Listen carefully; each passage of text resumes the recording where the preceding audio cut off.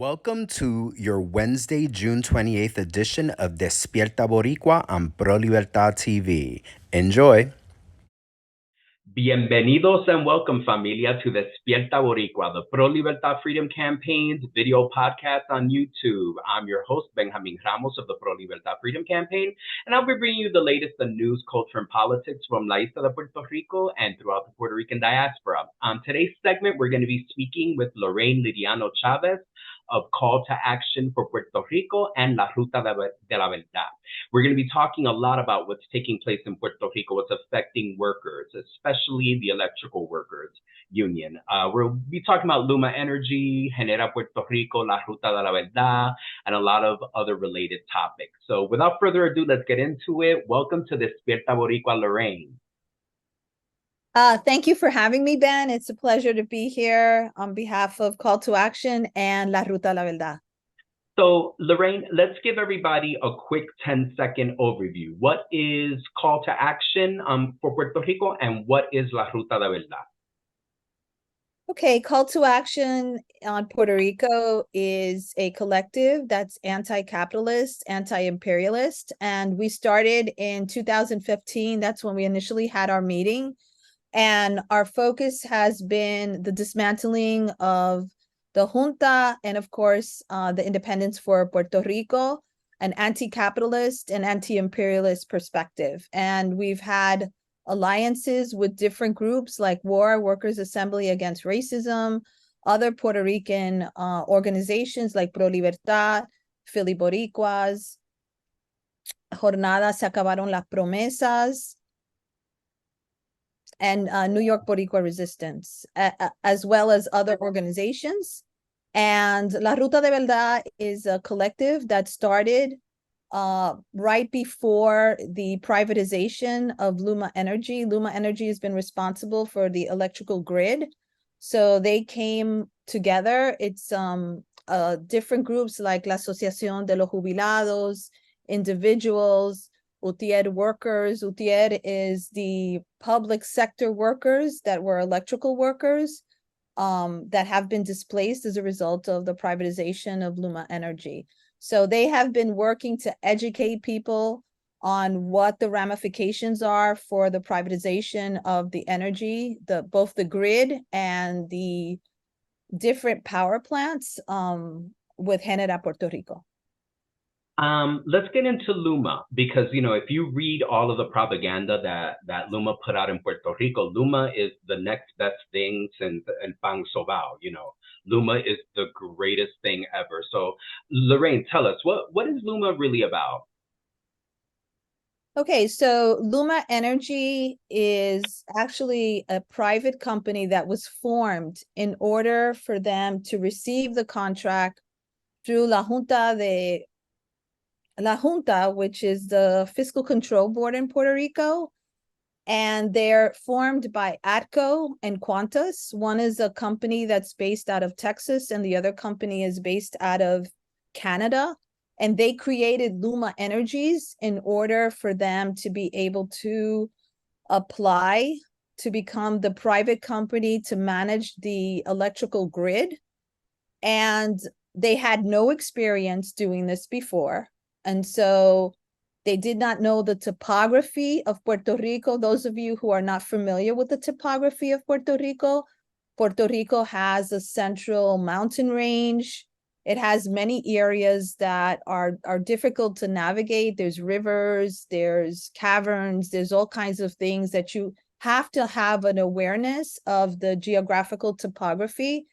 And this has been a very big challenge for them because they're unfamiliar with that topography and how to actually deal with the wiring of electricity throughout the island.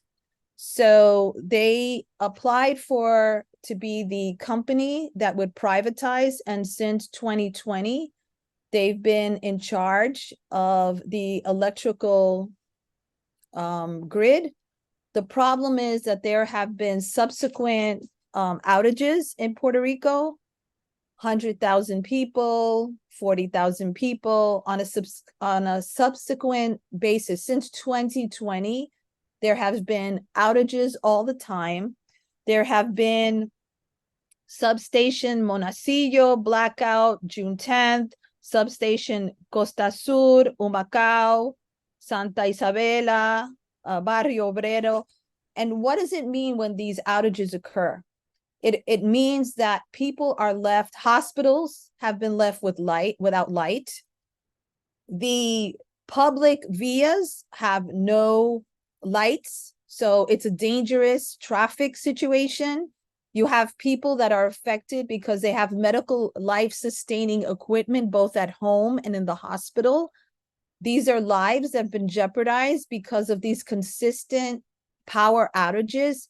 And on top of that, there have been 7 increases in the bills for people since they've come into power. There's been a 4% increase in 2021, 8.4 in 2021, 7.6, 16.4, 16.8, and 13.0, and 17.1. These are some of the subsequent raises that have existed. Let me remind you that Puerto Rico has a 44% of the population is at or below poverty level. And many households are led by women and also children. There's many households with children that unfortunately, because of these power outages, you have a lot of food that's had to be thrown out. These are folks that are receiving SNAP, which is also known as food stamps, who have lost their food. This has caused tremendous food insecurity. In addition to this, you have the situation where a big budget of LUMA energy, schools have to pay for light, and there's been a lot of loss of learning throughout the archipelago of public school students who are not able to go to school because there is no light, and they cannot do their schoolwork because there is no light in their homes. So there's and they can't even receive the food that they get at school to deal with the food insecurity that they have. Go ahead, Lauren.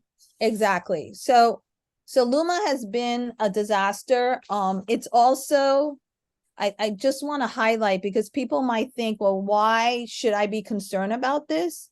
We should be concerned about this in the United States because LUMA has received millions of dollars in FEMA, Federal Emergency Management Funds.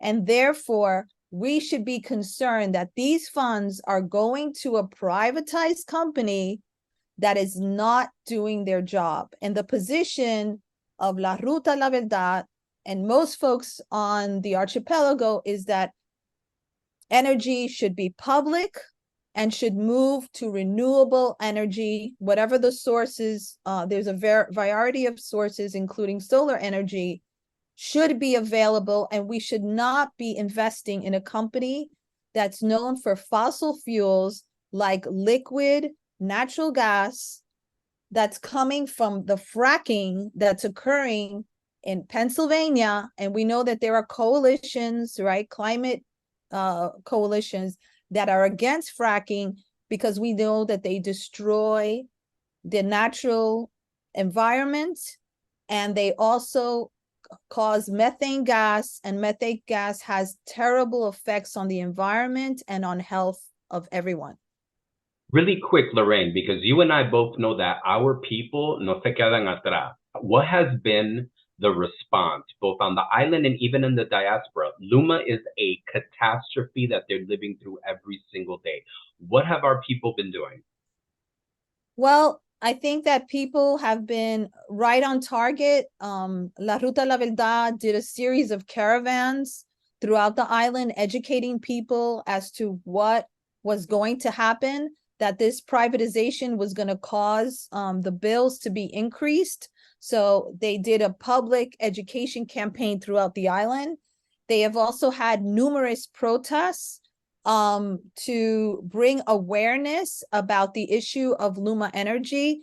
They have also, the workers, the UTIER workers, where the public sector workers have gone to court to fight the issues concerning LUMA Energy and how this contract also violated their collective bargaining rights because many workers did not want to go onto LUMA Energy. And so they had to be dispersed within different municipal departments within the government of Puerto Rico. And so LUMA Energy is actually functioning with much less personnel and much less experienced personnel, which is also contributing to the constant outages and the fluctuations of voltage and what people have been subjected to. Today, actually, there was a protest concerning not only the question of the constant raise in the prices of electricity, but also how this impacts the people that have pensions, because now there is no longer a public entity for energy, and this issue is being brought up because the Autoridad de Energía Eléctrica, the public Puerto Rican authority, electrical authority, has the pensions of workers, and these pensions are being threatened because the bondholders concerning the debt that Puerto Rico has, they want to be paid not at a small interest rate, but at an excessively high interest rate. And that is going to affect the ability of the government of Puerto Rico to pay not only the pensions of people that are receiving them now, but prospectively the pensions of folks that are entitled to those pensions with all the years of work that they have put in towards their pension, and should not be subjected because of the problems of the debt, which is an illegal debt and should not be put upon the shoulders of the people of Puerto Rico. I'm so glad you mentioned that last part, because it is so blatantly clear, in my opinion, that LUMA was created by La Junta Fiscal, this fiscal control board, to continuously tax our folks, to create all of this economic instability so that the tourism goes up and we can, have Discover Puerto Rico, Invest Puerto Rico, Airbnb, and all these folks come and gentrify. I'm glad you were able to make that link, because it is mind-boggling to me that they put an organization together that has never dealt with any issues around electricity and electrical. And let's throw in the water too. A lot of folks forget LUMA wasn't able to really get their claws deeply into the whole waterworks of Puerto Rico, but it was always in the plan. This was put together so that our people could be taxed. And folks, I want to reiterate what Lorraine said. Our people, 44% of our people living below the poverty line, and the let's do our quick math. The 56% that isn't is severely underemployed. We're dealing with Puerto Rico. It's what is it? The hourly wage in Puerto Rico is still not even in the double digits. People are still being paid like I keep forgetting what do we call the hourly wage again? The minimum wage. The minimum wage is still under $10. So Lorraine and I want to give everybody a panorama. Puerto Rico is extremely poor. It is not the Miami you think it is when you go visit the resorts in San Juan. There's a lot of poverty in Puerto Rico. Lorraine, so LUMA has been a little bit of a public, as much as they've tried to trope it up in the media, it has been a disaster. And now it's being replaced with something called Genera Puerto Rico. Now, is Genera Puerto Rico the next saving grace? What is it? So with LUMA is going to continue to be responsible for the electrical grid. What Genera Puerto Rico, which is going to take over as of July 1st, they are going to be responsible for the power plants. So that's what their role is. And 68% of the reservoirs, the water reservoirs in Puerto Rico. Now, what this raises questions, let's talk about a little bit about the water. This raises a lot of questions about the issue of people that have livestock and also farmers. There's a lot of independent farmers and people who raise livestock who had a particular plan through La Autoridad de Energía Eléctrica, which is the Puerto Rican Energy Authority, they had particular rates that favored them.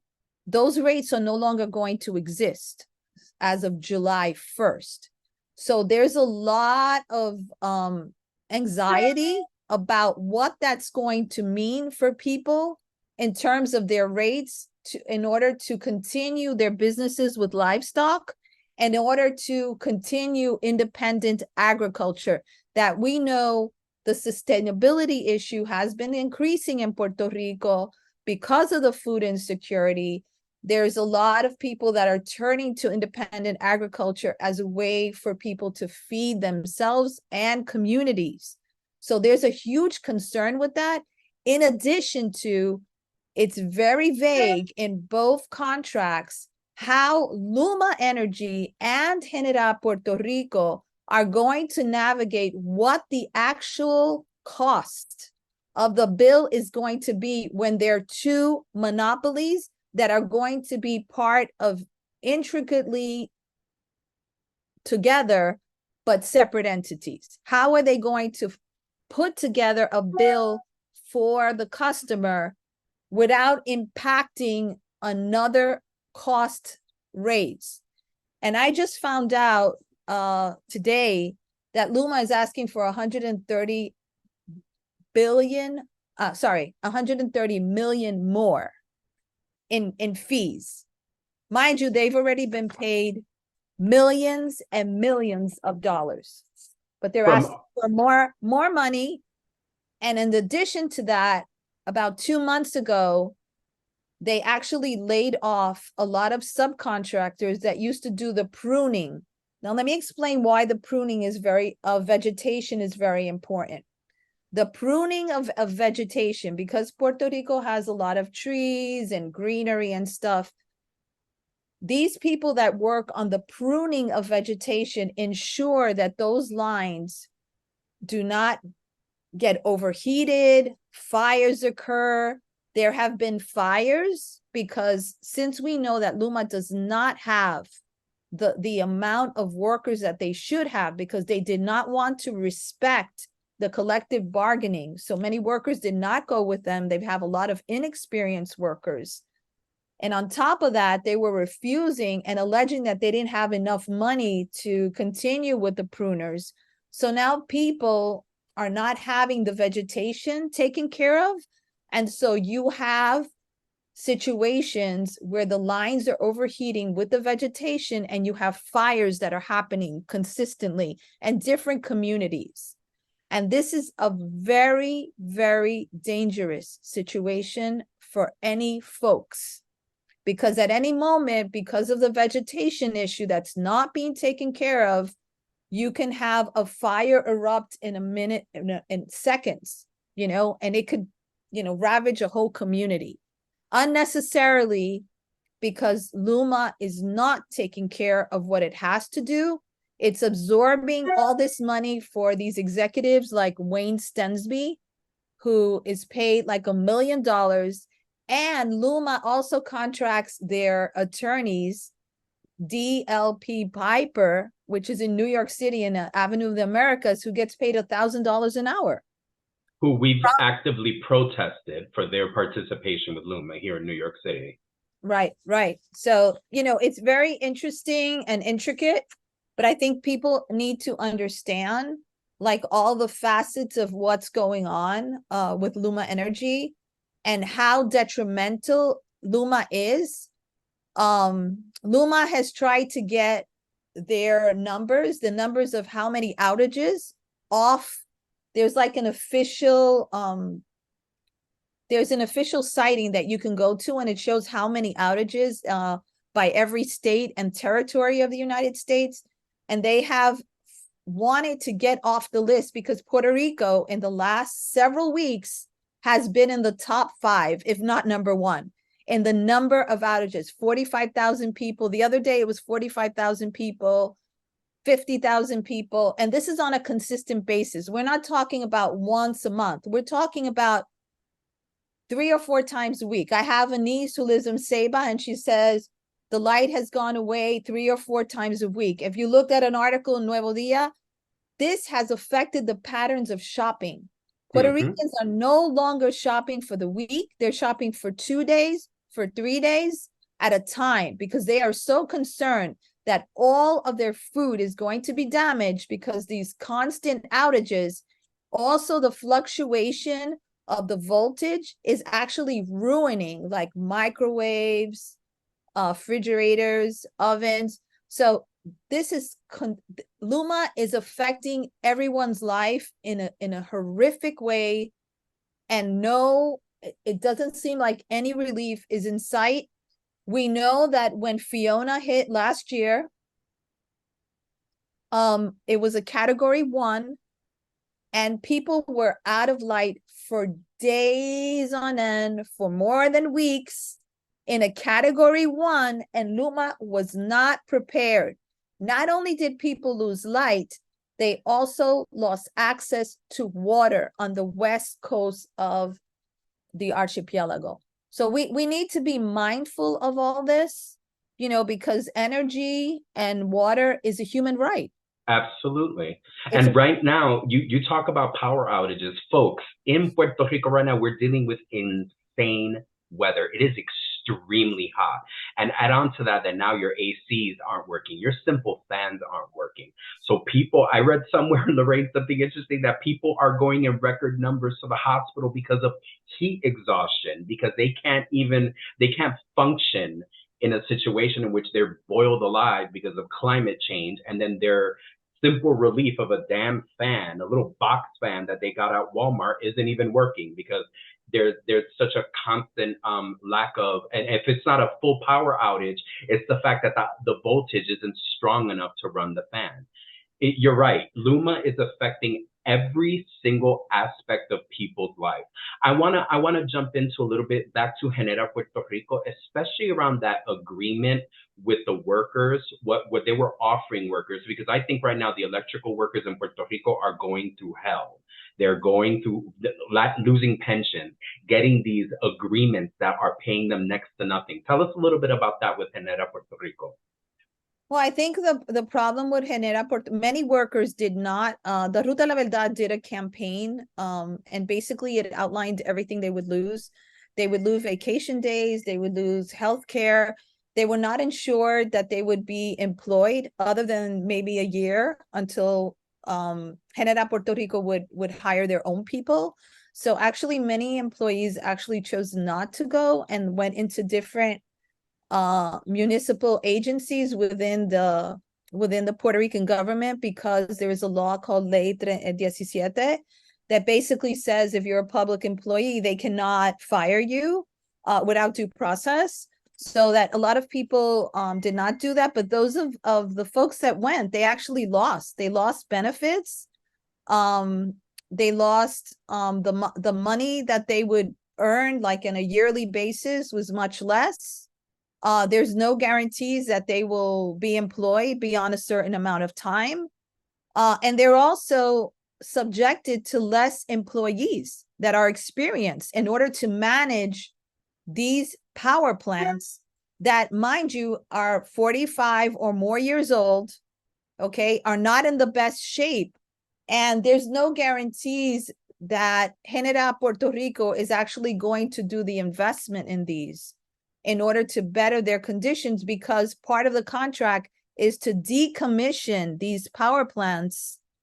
But what would be the motivation to decommission the power plants if you have a company, New Fortress Energy, that is known for its liquefied natural gas, who has a terminal in San Juan?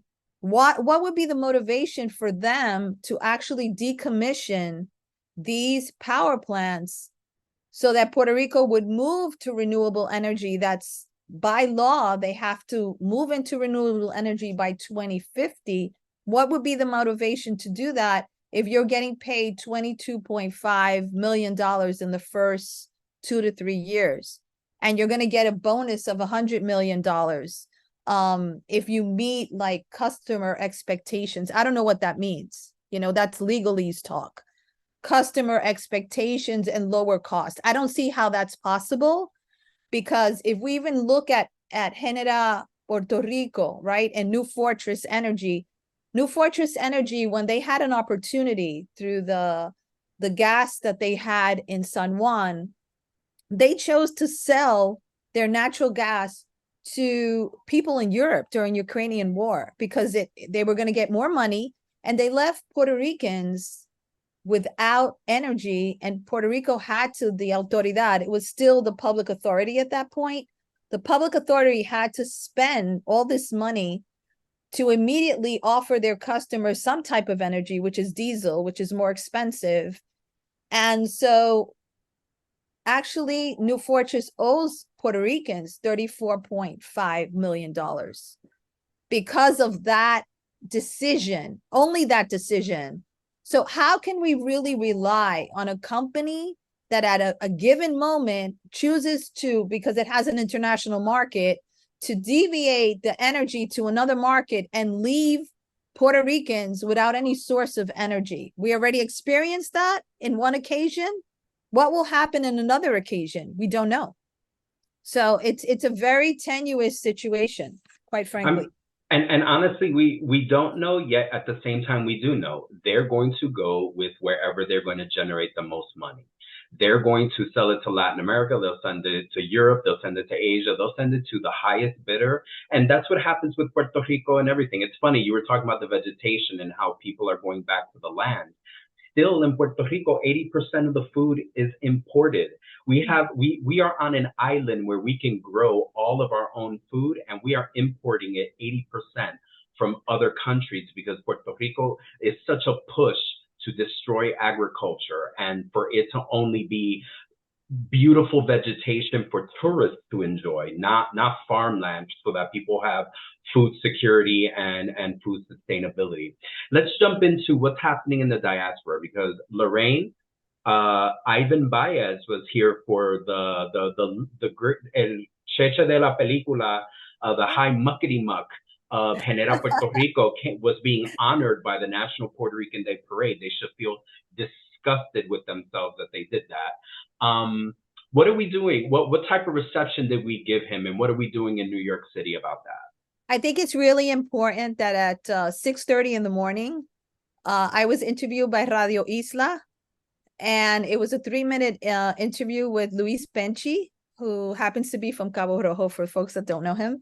And we gave a rundown of why we were protesting Ivan Baez of Genera Puerto Rico, and made it clear that we were completely against him being honored, because we understood that Ivan Baez has always represented the interest of big companies. He worked as a vice president of public affairs for Walmart, and in that capacity, he actually got Walmart out of not paying all this accumulated taxes that Walmart owed to Puerto Rico going back 2014, approximately. I don't have the date right here, but approximately 2014, he actually negotiated that, and Puerto Rico lost millions of dollars in tax revenue. So this is an individual that has a history, okay? And he works for a company that we know many or most employees in Walmart actually receive food stamps, okay? Because their wages are so suppressed, and they earn such little money that many of them actually qualify for food stamps. So this individual that supposedly the board of the Puerto Rican Day Parade said they were honoring him and in an individual character, they did not do their homework. They did not see that all of his philanthropy was actually related as to public relations to a superstore like Walmart that actually suppresses individual small businesses throughout the island and independent businesses because it's a superstore. And actually Walmart is one of the biggest chains. It's actually in Puerto Rico, in the world, one of the biggest areas of chains. And can we throw in that chains like Walmart barely pay taxes in Puerto Rico. So for Ivan Baez to make it so that they didn't even have to pay the pittance that they already pay is it to me that multiplies it by 1,000, because those big chains in Puerto Rico get away with billions of dollars off of the Puerto Rican people and barely pay anything. And this man got it so that they could probably get away for years scot-free without taxation. Go ahead, Lorraine. Exactly. So it was very clear to us that we, like I said, 6:30 in the morning, we were on an interview with Radio Isla, and we made that very clear so that just so folks know, Radio Isla is one of the most popular stations, online, and it used to be a radio, but online that people, it's all these other stations that are linked to it. So thousands of people heard this. In addition to that, we had a protest, Puerto Rico Not for Sale campaign that Pro Libertad call to action is part of Philly Boricuas and New York Boricua Resistance and Jornada Se Acabaron las Promesas. We were out there in front of the gala at Gotham Hall, and we made it very clear that we did not want to support Ivan Baez and the institution of Genera Puerto Rico, because Genera Puerto Rico is a union buster. Genera Puerto Rico is going to perpetuate fossil fuels. It's going there to make themselves billionaires and millionaires, and it's never going to be on the benefit of the people of Puerto Rico. It is there to exploit and to give worse services. We already saw our experiences with LUMA Energy. Genera Puerto Rico is a continuum of LUMA Energy. And this is going to be a very, very difficult time for Puerto Rico. And that's why we really need to amplify this issue, because we also know here in the United States, the questions of climate change issues are affecting communities of color, right? We know that the pipeline issues that's still being fought, right? The Dakota people, the indigenous people are still fighting those issues with the pipeline. We know that in Flint, there's still the issues of access to water. We know that so many communities throughout the United States are still fighting for different issues, environmental justice issues. And we need to connect with these groups, and we need to amplify the issue of Puerto Rico, because this is a live or die situation. This is a dire situation that the Puerto Rican people are facing right now. Lorraine, would you agree that we're looking at this, everything ecological, environmental in Puerto Rico is deeply political, and all of this comes down to our status? All of this, would you agree that all of this is happening because we are a colony of the United States? Absolutely. It's very interesting that you make that comment, because in the Nuevo Dia, the daily that's one of the most important dailies of Puerto Rico, one of the articles was that the Committee of Natural Resources, which is part of the House of Representatives, that right now is led by Bruce Westerman. He is the chairperson. The previous chairperson was Chairperson Grijalva from New Mexico. Basically, he said concerning the status bill, we do not have time to deal with this, therefore we will not deal with this. Where does that leave Puerto Rico if the issues facing energy and the status of Puerto Rico is within that committee? And basically the chair of that committee said it's DOA, dead on arrival. We have seen the cases in the Supreme Court, right, that have numerous cases, Sanchez Valles, all the cases, the insular cases, earlier, right? And we have seen consistently that the courts have not been supportive of the people of Puerto Rico, right? Have not supported the people of Puerto Rico, and constantly just say, case dismiss, case dismiss, case dismiss, one after another after another. Right now, the UTIER has a case against Genera Puerto Rico because according to the laws in Puerto Rico, no entity should have more than 50% of the control of the reservoirs of Puerto Rico and the lakes. That is a law in Puerto Rico. And so they have presented a case. It's being litigated that Genera violates that because they gave them, the Junta de Control Fiscal, the Fiscal Control Board, gave them 68% of the reservoirs and lakes. So they are in direct violation of what the legislator has established.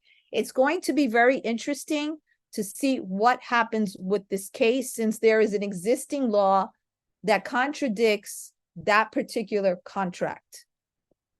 And we will see if that law, if the junta supersedes that law. I think it will. I mean, the junta supersedes the duly elected governor. This junta, this control board was put in by the U.S. president, but correct me if I'm wrong, it was Obama. Obama put all of this into place. And this board has more power than a governor that was elected. Elected, because he's human trash as well. But elected by the people. So you're definitely, it's a call to action to us, if anything, right, Lorraine, for us to keep an eye on this, because we have the ability to support a legal battle. Absolutely. I think we need to make it clear, folks, we also need to make noise. I'm not a person that believes too much in legislature, but we understand that this is a presidential election coming up, and there's going to be a lot of chatter about what are the issues that affect Boricuas, we know, okay, because we live in those states. We know that Pennsylvania can decide the presidential vote. We know that Florida can decide. We have Boricuas in Texas now. We have Boricuas in very key states. And we should be making noise about these issues, even if we don't agree with the electoral process. But we should be telling these, and right here in our backyard in Brooklyn, I live in Brooklyn, we have the president of the Senate, which is Chuck Schumer. And we have the minority leader also, Hakeem Jeffries, who is here in Brooklyn. And we should be letting these people know that they should not be counting on our vote if we continue to have these conditions in Puerto Rico. That's a question of life and death, because we're talking about energy and water and senior citizens. There was a protest against LUMA with a man that had turned 100 years old. Okay, what does that tell you? And he was there because he was concerned about his pension. And that was his birthday. And he spent his birthday in the street protesting. So that tells you the gravity of this situation, where we have a 100-year-old man who should be in a birthday party celebrating with his family that tremendous milestone, but he was out in the streets with his comrades because he is concerned for himself and his comrades that there will not be a pension that he can go home to. Lorraine, please, Lorraine is going to be back with us as many times as she'll come on to keep us abreast of what's happening. Unfortunately, LUMA and Genera Puerto Rico is a crisis that is constantly getting worse. I can't think in the last couple of years that LUMA has been in place where there has been anything that has been good news. Lorraine, tell us, there's La Ruta de la Verdad, Call to Action on Puerto Rico No Se Vende campaign. Where can we find information on all of these groups? What are the social media platforms we have to go to? Well, for Call to Action, I would recommend that you join our page, Call to Action on Puerto Rico.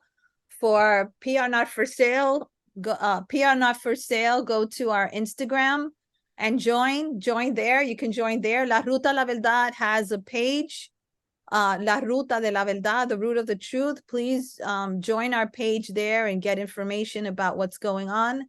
Again, today was a huge demonstration. Unions were out there, faith-based people like Padre Pedro from the Diocese of the Catholic Church of Caguas, Todos Somos Pueblo. So we have faith-based organizations, we have unions, we have individuals, we have, seniors, all out there. We have children, we have teachers, we have fisher people, we have all these people that are uniting around these issues. So it's very important to get involved, to follow these pages, to join our campaigns, and to get information, and voice your concerns also to your elected officials. And we need to use every avenue available to us in order to amplify these issues. It's so important to amplify these issues. And it doesn't matter what part of the United States you're from, or if you're international, if you're in Germany or in Spain or in China, you can still meet with people there and support our campaign. You can do flyers, or and just educate people on these issues, because we need everyone. We showed the world that we could get the governor out. Let's show the world that we can be an independent country, and we can fight against LUMA and GeneraPR as the beginning of that road to independence. And we freed our political prisoners united. We stopped the U.S. Navy from bombing Vieques, and we have done a lot to stop the privatization of La Federación de Maestros and the UTIER in the 1990s. So our people are powerful. And folks, Lorraine and I are asking you, please, on Facebook, find Call to Action on Puerto Rico. Puerto Rico no se vende on Instagram. La Ruta de la Verdad is also on Facebook. There's also many of our campaigns exist on Twitter as well. You have the ability to go on social media and be very well educated on all of these topics. So when we call for you guys to mobilize with us, please join us. You have all these opportunities to find out what is happening. So folks, this has been your June 28th edition of Despierta Boricua. Thank you so much to my sister and your sister, Lorraine Liriano, for being with us. Lorraine, you're going to be back. LUMA is a catastrophe, always in de-evolution. So don't be surprised when you see Lorraine here very soon again to let us know what it is that's happening in Puerto Rico. Folks, thank you. Be on the lookout next month in July for the next edition of Despierta Boricua. Subscribe to this channel, turn on your notifications so that you know when the next Despierta Boricua segment is on. Que viva Puerto Rico Libre. Don't forget to subscribe and turn on notifications for your next Despierta Boricua.